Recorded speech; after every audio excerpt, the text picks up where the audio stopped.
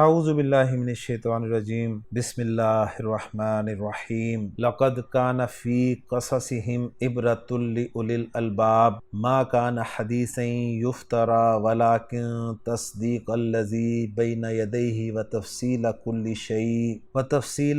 شیء وہدی ورحمۃ لقوم یؤمنون۔ صدق اللہ العظیم۔ رب اشرح لی صدری ویسر لی امری واحلل عقدۃ من لسانی یفقہوا قولی رب یسر ولا تعسر وتمم بالخیر آمین یا رب العالمین۔ سورہ یوسف کی آخری آیت، آخری رکوع کی آخری آیت یعنی 12ویں رکوع کی 111ویں آیت میں نے آپ کے سامنے تلاوت کی ہے، اور میں اللہ تعالیٰ کا شکر ادا کرتا ہوں کہ اللہ تعالیٰ نے مجھے سورہ یوسف کی آخری آیت کو انالائز کرنے کا بھی آج موقع فراہم کیا۔ یہ الفاظ مجھے ویسے تو آخر میں بولنے چاہیے تھے، لیکن میں انہیں پہلے اس لیے بول رہا ہوں کہ ایک طویل سفر تھا۔ جب میں نے سورہ یوسف شروع کی تھی تو شروع میں مجھے یوں لگا کہ پتہ نہیں یہ مکمل ہو بھی پائے گی کہ نہیں، کیونکہ ایک طویل صورت تھی، 111 آیات، 12 رکوع، اور پھر ڈاکٹر عبدالرحیم صاحب کی جو کتاب تھی اصل میں اس کو پڑھانا مقصود تھا، تو مجھے بہت مشکل لگ رہا تھا، لیکن اللہ تعالیٰ کا میں کروڑہا شکر ادا کروں گا کہ اس نے مجھے توفیق دی، اور خاص طور پہ میں مفتی سعید صاحب کا بھی بہت زیادہ شکریہ ادا کرنا چاہوں گا کہ انہوں نے اپنی قیمتی وقت میں سے وقت نکالا، اور ڈاکٹر عبدالرحیم صاحب کی وہ ورکنگ جو ٹیکنیکل ورکنگ تھی بڑی، شاید میں بلکہ یقیناً میں اس کو اس طریقے سے ایکسپلین نہ کر پاتا جس خوبصورت طریقے سے مفتی سعید صاحب نے اس کو ایکسپلین کیا۔ تو اللہ تعالیٰ کا شکر ادا کرتے ہوئے چلتے ہیں جی آخری آیت کے انالیسس کی طرف۔ طریقہ کار وہی ہوگا ہمارا کہ سب سے پہلے ہم اس آیت کے حصے کریں گے۔ وقف کی ایک علامت نظر آنے کی صورت میں اس آیت کے ہم پہلے تو مین 2 حصے کریں گے۔ پہلا حصہ ہوگا لقد کان فی قصصہم عبرۃ لأولی الالباب، اور دوسرا ہوگا ما کان حدیثا یفترا ولکن تصدیق الذی بین یدیہ وتفصیل کل شیء وہدی ورحمۃ لقوم یؤمنون۔ پہلے حصے کا تو ایک ہی حصہ ہوگا، لیکن جو دوسرا حصہ ہے اس کے ہم 3 حصے کر دیں گے۔ پہلا حصہ ہوگا ما کان حدیثا یفترا، دوسرا ہوگا وَلَٰكِن تَصْدِيقَ الَّذِي بَيْنَ يَدَيْهِ، اور تیسرا ہوگا وَتَفْصِيلَ كُلِّ شَيْءٍ وَهُدًى وَرَحْمَةً لِقَوْمٍ يُؤْمِنُونَ۔ تو چلتے ہیں جی پہلے حصے کے الفاظ کی طرف۔ پہلے حصے میں پہلا جو لفظ ہے وہ ہے لام، جو کہ حرف ہے، یہ لام قسم کہلاتا ہے، اور قد حرف تحقیق ہے، کانا فعل ناقص ہے، فی حرف جر ہے، قصص کا لفظ جو ہے سورہ یوسف کے بالکل شروع میں ہم کر چکے ہیں۔ قصص لفظ کے ساتھ ہم ضمیر مجرور متصل جمع مذکر غائب کی آپ دیکھ رہے ہیں۔ ابراہ کا لفظ پھر ایک مرتبہ سورہ یوسف میں آ گیا ہے، لام حرف جر ہے جس کے ساتھ الی جو ہے وہ زو کی جمع الو کی مجرور فارم ہے۔ الالباب لب کی جمع ہے، اور یوں پہلے حصے کے الفاظ پہ بات کرنے کے بعد اب جو دوسرا حصہ ہے اس کے پہلے حصے پہ بات کرتے ہیں۔ اس میں پہلا لفظ ہے ما، جو کہ حرف ہے، کانا فعل ناقص ہے، حدیثاً منصوب یہاں پر استعمال ہوا ہے، اور یفترا فعل مضارع واحد مذکر غائب کا صیغہ ہے، اور یہ فعل مجہول ہے۔ فا، را اور یا اس کے روٹ لیٹرز ہیں، باب افتعال سے یہ استعمال ہوا ہے۔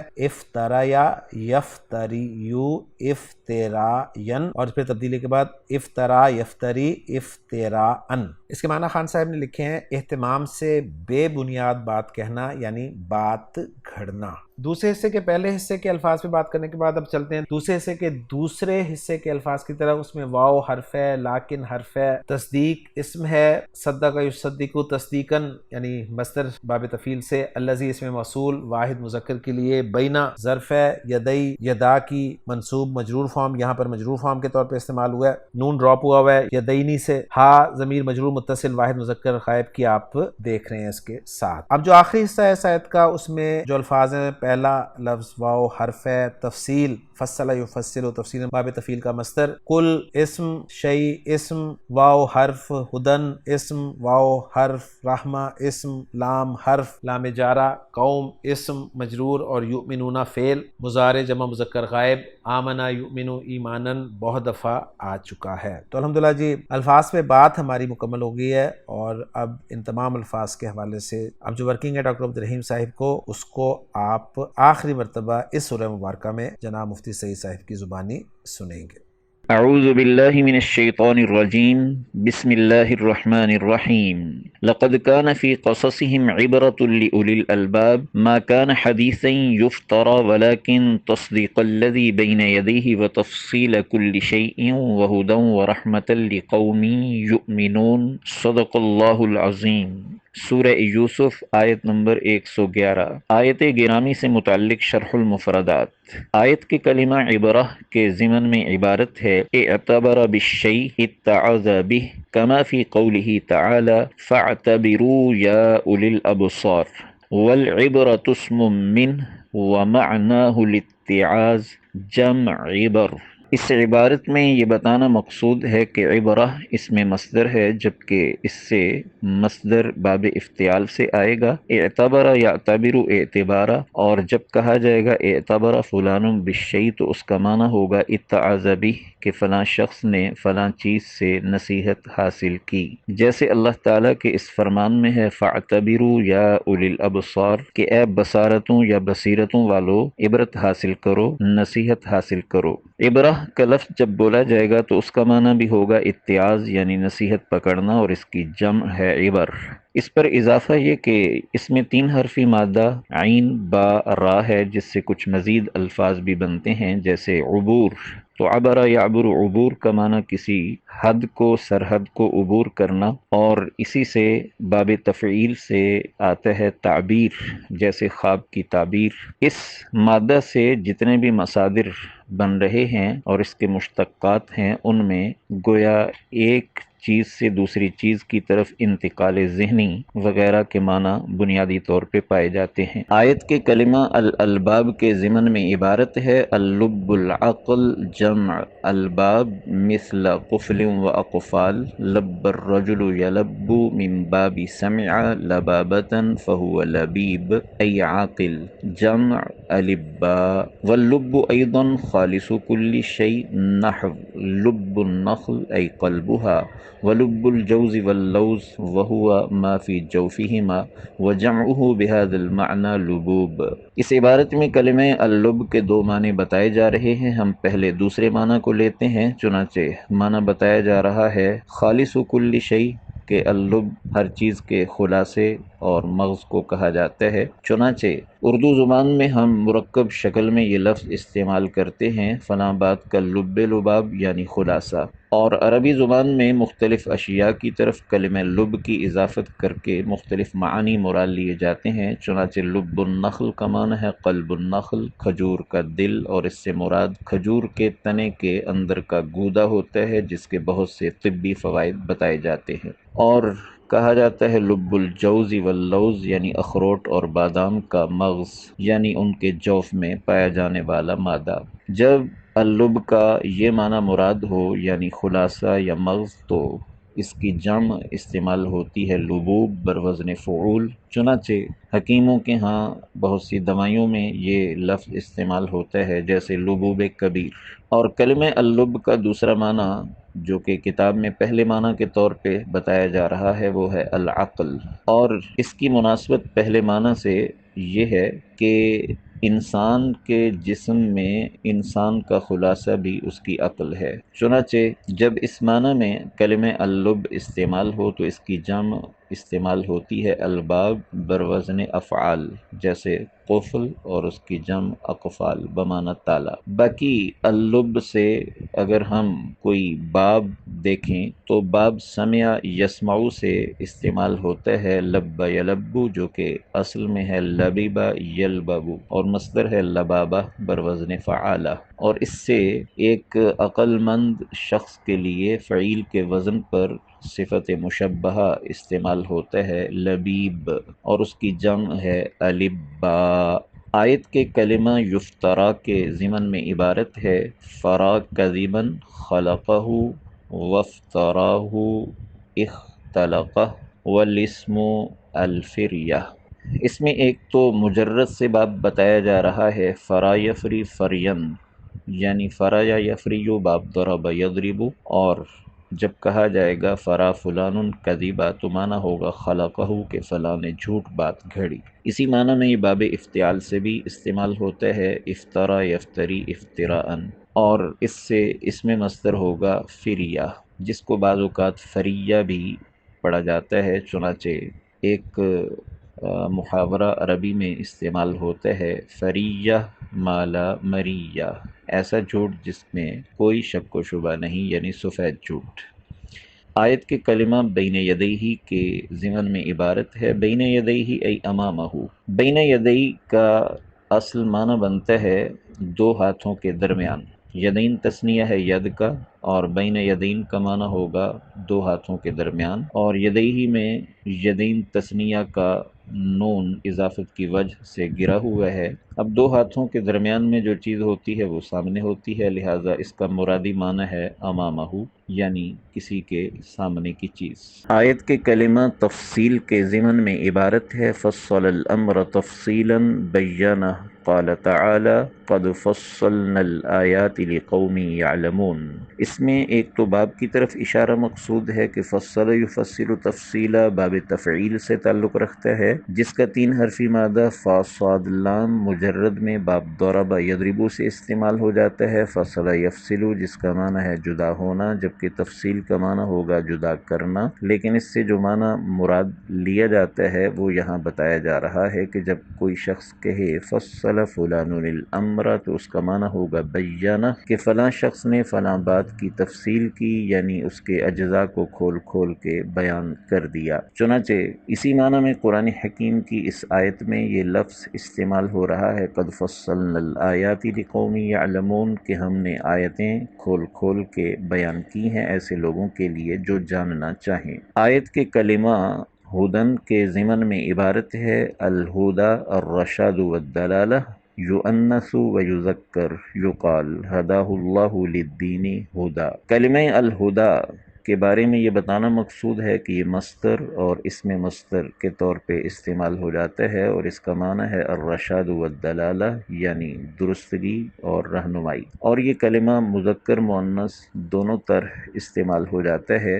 بطور مفعول مطلق استعمال ہو، مثال دی جا رہی ہے ہداہ اللہ للدین ہدا، کہ اللہ نے فلاں شخص کو دین کے لیے ہدایت عطا فرمائی اور اس کی رہنمائی فرمائی۔ اسی سے کلمہ الہادی، المہدی اور باب افتعال میں المہتدی وغیرہ بنتے ہیں۔ آیت کے کلمہ تصدیق کے ضمن میں عبارت ہے، صدقہ وصدق بہ تصدیقا وتصداقا، اعترف بصدق قولہ۔ اس عبارت میں ایک تو باب کی طرف اشارہ مقصود ہے کہ صدق یصدق تصدیقا باب تفعیل سے تعلق رکھتا ہے، جس کا 3 حرفی مادہ صاد دال قاف مجرد میں باب نصر ینصر سے آ جاتا ہے، صدق یصدق، جس کا معنی ہے سچ بولنا، اور تصدیق کا معنی ہے کسی کی بات کو سچا بتانا، اس کی بات کے سچا ہونے کا اعتراف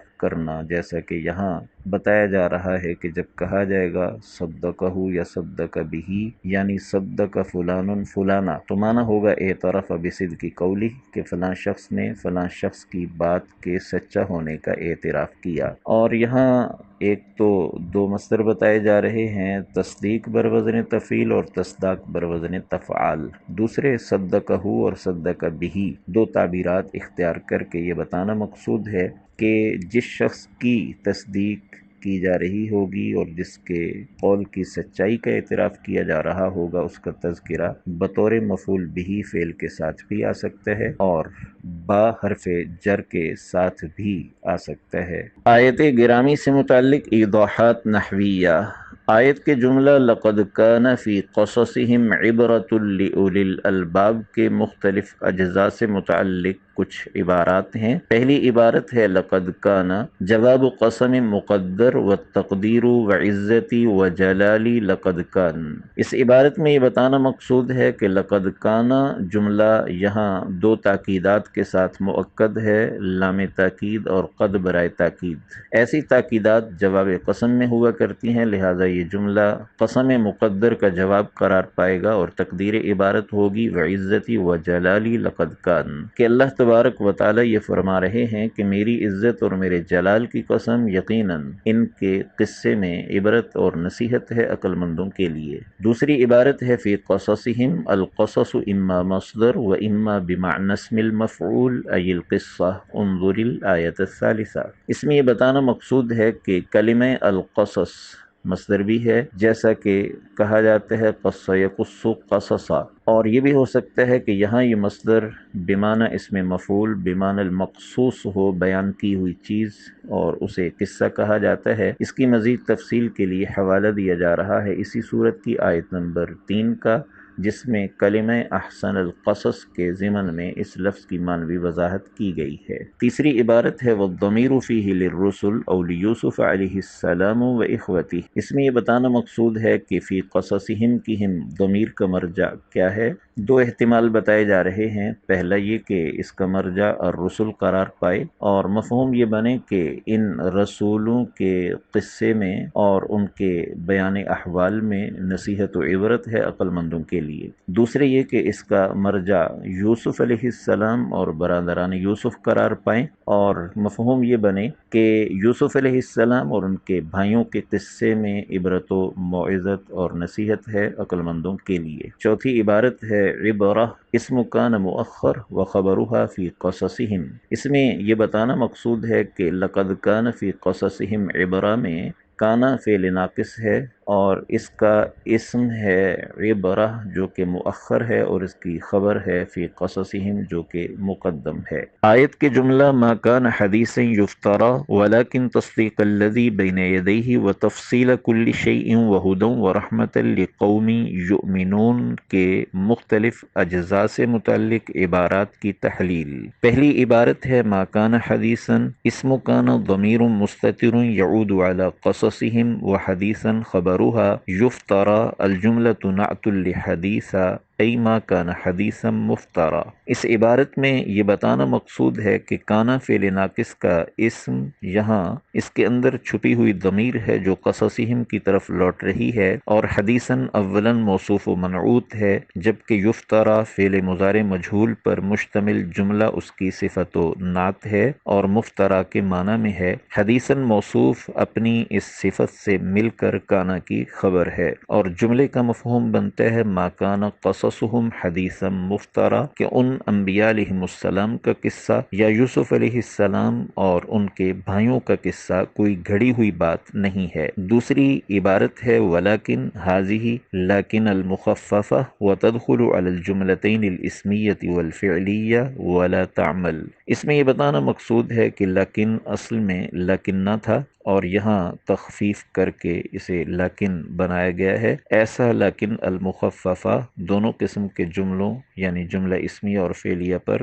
داخل ہو جایا کرتا ہے، لیکن یہ محض ایک حرف عطف کا کام کر رہا ہوتا ہے اور لیکنہ والا عمل نہیں دکھاتا۔ چنانچہ اسی بنا پر یہاں کہا جا رہا ہے تصدیقہ معطوف علی حدیثہ، کہ لیکنہ کا معطوف یعنی تصدیق یہ حدیثاً پر معطوف ہو کر کانا کی خبر کی حیثیت سے منصوب ہے۔ آگے بتایا جا رہا ہے الذی فی محل جر مضاف الیہ، کہ تصدیق الذی میں تصدیق مضاف ہے الذی اسم موصول کی طرف، اور یہ الذی اسم موصول مضاف الیہ ہو کر یہاں محل جر میں ہے۔ اگلی عبارت ہے بین یدیہ شبہ الجملۃ صلۃ الموصول والعائد هو الضمیر المستتر فی المحذوف المقدر استقر، انظر الآیۃ التاسعہ بعد المئہ۔ اس میں یہ بتانا مقصود ہے کہ بین یدیہ ظرف ہے، شبہ جملہ ہے، اور یہاں الذی موصول کا صلہ ہے۔ جب جملہ یا شبہ جملہ صلہ واقع ہو تو اس کے اندر کسی عائد کا ہونا ضروری ہے۔ یہاں عائد کیا ہے؟ تو بتایا جا رہا ہے کہ بین یدیہ سے پہلے استقرہ فعل محذوف و مقدر ہے، اور استقرہ کے اندر کی ضمیر مستتر وہ عائد ہے جو الذی کی طرف لوٹ رہی ہے، اور تقدیر عبارت ہوگی ولیکن تصدیق الذی استقر بین یدیہ۔ چنانچہ اس کی مزید تفصیل کے لیے حوالہ دیا جا رہا ہے اسی سورت کی آیت نمبر 109 کا، جہاں کیف کان عاقبۃ الذین من قبلہم میں من قبلہم کے ضمن میں یہ بتایا گیا ہے کہ شبہ جملہ میں حرف جر ہو یا ظرف ہو تو وہ استقر یا کائن محذوف مقدر کے متعلق ہوا کرتے ہیں۔ مزید یہ بتایا جا رہا ہے والہاء فی بین یدیہ یعود علی القصص، کہ بین یدیہ کی ہی ضمیر القصص کی طرف راجع ہے، لوٹ رہی ہے۔ اور مزید یہ بتایا جا رہا ہے تفصیلا وہدی ورحمتا معطوفات علی تصدیق، کہ یہ سارے کلمات تفصیل اور ہدن اور رحمتن یہ تصدیقہ پر معطوف ہیں، اور تصدیقہ چونکہ منصوب تو یہ بھی منصوب۔ مزید یہ بتایا جا رہا ہے یؤمنون الجملۃ فی محل جر نعت لقوم، اس میں یہ بتانا مقصود ہے کہ یؤمنون جملہ یہ صفت ہے قوم موصوف و منعوت کی، اور قوم چونکہ لام جارہ کا مجرور ہے تو یؤمنون یہ بھی محل جر میں ہے۔ عبرۃ لأولی الالباب کے ضمن میں کلمہ اولو کے تلفظ اور اعراب نحوی سے متعلق عبارت ہے اولو واوہ الاولی تکتب ولا تقرأ معناہ ذو لا واحد له من لفظه ويعرب إعراب جمع المذكر السالم نحو هؤلاء الطلبة أولو علم وخلق جالس أولي العلم والتقى تجنب مجالسة أولي الزيغ والفساد۔ وفي التنزيل قالوا نحن أولو قوة وأولو بأس شديد والأمر إليك فانظري ماذا تأمرين يا أيها الذين آمنوا أطيعوا الله وأطيعوا الرسول وأولي الأمر منكم إن في ذلك لعبرة لأولي الأبصار۔ مؤنثه أولات في التنزيل وأولات الأحمال أجلهن أن يضعن حملهن۔ اس عبارت میں ایک تو کلمہ اولو کا تلفظ بتاتے ہوئے کہا جا رہا ہے کہ اس کا پہلا واو لکھنے میں تو آتا ہے، پڑھنے میں نہیں آتا، اور اولو ذو کے معنی میں ہے ذو کی جمع کے طور پر، لیکن اولو کا کوئی واحد اس کے لفظ سے نہیں ہے۔ اور اس کا اعراب نحوی بتاتے ہوئے یہ کہا جا رہا ہے کہ اسے جمع مذکر سالم والا اعراب دیا جاتا ہے، چنانچہ 3 مثالیں عام عربی زبان سے اور 3 مثالیں قرآنی آیات سے پیش کی جا رہی ہیں، اس کے مرفوع منصوب مجرور تینوں شکلوں میں استعمال ہونے کے اعتبار سے۔ چنانچہ پہلی مثال ہے ہؤلاء الطلبۃ اولو علم و خلق، کہ یہ طلبہ علم و اخلاق والے ہیں، تو یہاں اولو ہؤلاء الطلبہ مبتدا کی خبر ہونے کی حیثیت سے مرفوع ہے۔ دوسری مثال ہے جالس اولی العلم والتقی، کہ علم اور تقوی والوں کی ہم نشینی اختیار کرو، تو اس میں اولی جالس فعل کا مفعول بھی ہو کر منصوب شکل میں ہے۔ تیسری مثال ہے تجنب مجالسۃ اولی الزیغ والفساد، کہ ٹیڑھ پن اور فساد والوں کی ہم نشینی سے بچو، تو اس میں اولی مجالسہ کا مضاف الیہ ہو کر مجرور شکل میں ہے، چنانچہ جمع مذکر سالم میں جیسے حالت رفعی واو نون کے ساتھ، حالت نصبی اور جری یا نون کے ساتھ ہوتی ہے، تو یہاں بھی حالت رفعی اولو واو کے ساتھ ہے اور حالت نصبی اور جری اولی یا کے ساتھ ہے۔ قرآن حکیم سے 3 مثالیں یہ ہیں۔ حالت رفعی کی مثال ہے قالوا نحن اولو قوت و اولو بأس شدید والامر الیک فانظری ماذا تأمرین، کہ بلقیس کے درباریوں نے کہا کہ ہم قوت والے ہیں اور سخت روب و دبدبے والے ہیں، باقی معاملہ آپ کے سپرد ہے، آپ دیکھ لو کیا حکم کرتی ہو۔ تو اس میں اولو قوہ اور اولو بأس شدید، یہ نحن مبتدا کی خبر واقع ہو کر مرفوع ہیں اور واو کے ساتھ اولو استعمال ہو رہا ہے۔ دوسری مثال ہے یا ایھا الذین آمنوا اطیعوا اللہ واطیعوا الرسول واولی الامر منکم، کہ اے ایمان والو بات مانو اللہ کی اور بات مانو رسول صلی اللہ علیہ وسلم کی اور اپنے میں سے اولی الامر کی۔ تو اس میں اولی الامر کا عطف ہے لفظ الرسول پر، اور الرسول چونکہ اطیعوا کا مفعول بہ ہو کر منصوب ہے تو یہ بھی منصوب۔ تیسری مثال ہے ان فی ذلک لعبرۃ لأولی الابصار، کہ یقیناً اس میں عبرت و نصیحت ہے بصیرتوں والوں کے لیے۔ تو اس میں اولی لام جارہ کا مجرور ہے۔ مزید یہ بتایا جا رہا ہے کہ اولو کی مؤنث ہے اولات، اور اس میں بھی واو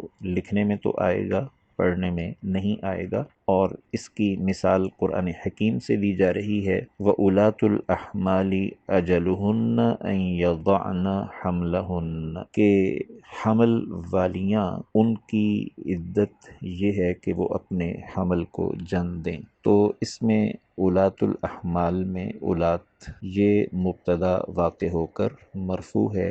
بہرحال یہاں یہ جمع مؤنث سالم والا اعراب چلے گا، یعنی جیسے جمع مؤنث سالم میں مسلمات، مسلمات، مسلماتن استعمال ہوا کرتے ہیں، تو اسی طرح اولاتو، اولاتی، اولاتی استعمال ہوگا۔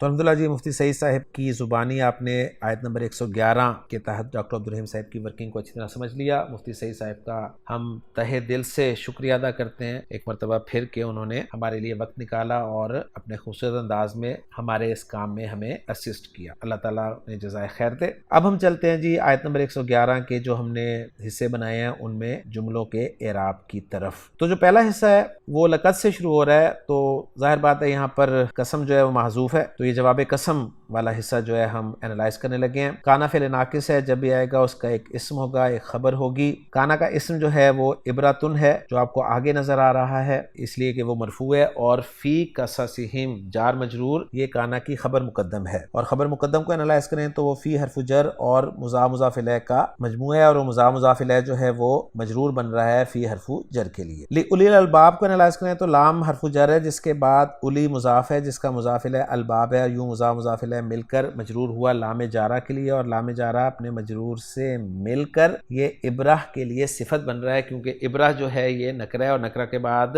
جار مجرور آ جائے تو عام طور پر اس کے لیے صفت بنتا ہے۔ کیوں کانا فعل ناقص اپنے اسم مؤخر اور خبر مقدم سے مل کر جملہ فعلیہ ہو کر جواب قسم بن رہا ہے ایک قسم مقدر کے لیے۔ اب چلتے ہیں دوسرے حصے کے پہلے حصے کی طرف۔ ما کانا حدیث یفترا، ما حرف نفی، کانا فعل ناقص، جب بھی آئے گا اس کا ایک اسم ہوگا، ایک خبر ہوگی، خبر منصوب ہوگی، تو حدیثاً کانا کی خبر ہے جو کہ منصوب ہے، اور کانا کا اسم جو ہے وہ کانا کے اندر ہوا ضمیر مرفوع متصل ہے، اور وہ ضمیر جو ہے وہ قرآن کی طرف لوٹ رہی ہے، ذہن میں رکھیے گا۔ اب یہاں پر آپ کہیں گے جی قرآن کا تو ذکر پیچھے ہوا نہیں ہوا، لیکن مضمون جو ہے وہ یہی بتا رہا ہے کہ یہ ضمیر قرآن کی طرف ہی لوٹ رہی ہے۔ حدیثاً کے بعد یفترا جو ہے فعل مجہول، یہ اپنے نائب فاعل کے ساتھ مل کر جملہ فعلیہ ہو کر محلاً منصوب صفت بن رہا ہے حدیثاً کی، یوں حدیثاً موصوف اپنی صفت سے مل کر خبر بن رہا ہے کانا کی، اور کانا اپنے اسم اور خبر سے مل کر جملہ فعلیہ بن رہا ہے۔ اس کے بعد جو اگلا حصہ ہے اس میں واو عاطفہ لیکن حرف استدراک ہے۔ تصدیق کا لفظ یہاں پر الف لام کے بغیر ہے، تنوین کے بغیر ہے، تو مضاف بن رہا ہے جس کا مضاف الیہ جو ہے الذی اسم موصول ہے، اور الذی اسم موصول کبھی بھی اکیلا نہیں آتا، اس کے ساتھ صلۃ الموصول ہوتا ہے، اور صلۃ الموصول جو ہے وہ بین یدیہ کی صورت میں ظرف اور مضاف الیہ کا مجموعہ ہے، جس میں مضاف الیہ جو ہے وہ یدیہ مضاف الیہ کا مجموعہ ہے۔ یوں بین ظرف اپنے مضاف الیہ سے مل کر صلۃ الموصول بنا الذی اسم موصول کے لیے، اور الذی اسم موصول اپنے صلۃ الموصول سے مل کر محل مجرور مضاف الیہ بنا تصدیق مضاف کے لیے، اور تصدیق مضاف اپنے مضاف الیہ سے مل کر معطوف بنایا گیا ہے حدیثاً کانا کی خبر کے لیے۔ اس طریقے سے مامو صافی صاحب نے اس کو جوڑا ہے۔ آگے جو ہے واو پھر عاطفہ ہے تفصیلہ کلی شعین اسی طرح مضاف الیہ کا مجموعہ، اس کا عطف پھر تصدیق پر ہو جائے گا۔ سمپل انالیسس ہے، تفصیلہ کلی شعین کا تفصیلہ مضاف ہے جس کا مضاف الیہ پھر مضاف الیہ کا مجموعہ ہے۔ وعاطفہ ہدن یہاں پر منصوب مانیں گے ہم کیونکہ اس کا عطف بھی تفصیل پر ہو رہا ہے۔ وعاطفہ پھر آگے رحمہ، یہ تو ہے ہی منصوب، اس کا عطف بھی جو ہے وہ تصدیق پر ہو رہا ہے، یعنی یا تو ہم تفصیل کا ہدن کا رحمہ کا عطف تصدیق پہ کر لیں، یا پھر تفصیل کا عطف تصدیق پر، ہدن کا عطف تفصیل پر، رحمہ کا عطف ہدن پر، اس طریقے سے بھی چلایا جا سکتا ہے۔ بہرحال یہ سب معطوف علیہ معطوف ہیں۔ رحمہ کے ساتھ جو ہے لقومی یؤمنون، یہ جار مجرور متعلق ہے جس میں لام جو ہے وہ جار ہے جس کا مجرور قوم نکرہ ہے، اور نکرہ کے بعد جملہ فعلیہ آ رہا ہے جو کہ فعل با فاعل کا مجموعہ ہے، واو ضمیر مرفوع متصل فاعل ہے، اور یوں جملہ فعلیہ جو ہے محلاً مجرور صفت بن رہا ہے قوم کی، اور پھر قوم موصوف اپنی صفت سے مل کر مجرور بن رہا ہے لام جارہ کے لیے، اور لام جارہ اپنے مجرور سے مل کر متعلق ہے رحمہ کے۔ اور یوں الحمدللہ ہم نے اس آیت کو جو ہے اینالائز کر لیا۔ محمود حافظ صاحب کی ورکنگ کو دیکھتے چلتے ہیں۔ محمود حافظ صاحب نے کہا ہے جی قد کان فی قصصہم عبرۃ لا محل لها جواب قسم مقدر، اور ما کان حدیثا لا محل لها استئنافیہ، اور یفترا فی محل نفس نعت لی حدیثا، اور یؤمنون فی محل جر نعت لی قوم۔ تو الحمدللہ جی 100% میچ کر گئی ہے ہماری ورکنگ محمود حافظ صاحب کی ورکنگ کے ساتھ۔ اب رہ گیا اس آیت کا ترجمہ، تو آپ کو ترجمہ دکھاتا چلتا ہوں عبدالسلام صاحب کا، آیت نمبر 111 سورہ یوسف کہ لقد کان فی قصصہم عبرۃ لأولی الالباب، بلا شبہ یقیناً ان کے بیان میں عقلوں والوں کے لیے ہمیشہ سے ایک عبرت ہے۔ ما کان حدیث یفترا، یہ ہرگز ایسی بات نہیں جو گھڑ لی جائے، ولیکن تصدیق الذی بین یدیہ، اور لیکن اس کی تصدیق ہے جو اس سے پہلے ہے، و تفصیل کل شیء، اور ہر چیز کی تفصیل ہے، و ہدن و رحمۃ للقوم یؤمنون، اور ان لوگوں کے لیے ہدایت اور رحمت ہے جو ایمان رکھتے ہیں۔ تو الحمدللہ جی سورہ یوسف آج اللہ تعالیٰ کی توفیق سے، اس کے فضل سے، اس کے کرم سے ہماری مکمل ہو گئی ہے۔ اللہ تعالیٰ کا کروڑ شکر کرتے ہوئے آپ سے اجازت چاہوں گا۔ اپنی دعاؤں میں خصوصی طور پہ یاد رکھیے گا، اور ان دعاؤں میں ڈاکٹر عبدالرحیم صاحب کو، مفتی سعید صاحب کو، محمود صافی صاحب کو، اور لطف الرحمان خان صاحب کو بھی ضرور یاد رکھیے گا، جن کی ورکنگ سے ہم نے استفادہ کیا اور اپنے ان لیکچرز کو مفید بنانے کی کوشش کی۔ انشاءاللہ تعالیٰ جلد آپ سے کسی نئی سورہ مبارکہ کے ساتھ ملاقات ہوگی۔ دعاؤں میں یاد رکھیے گا۔ سبحانک اللہم و بحمدک، اشہد ان لا الہ الا انت، استغفرک و اتوب الیک۔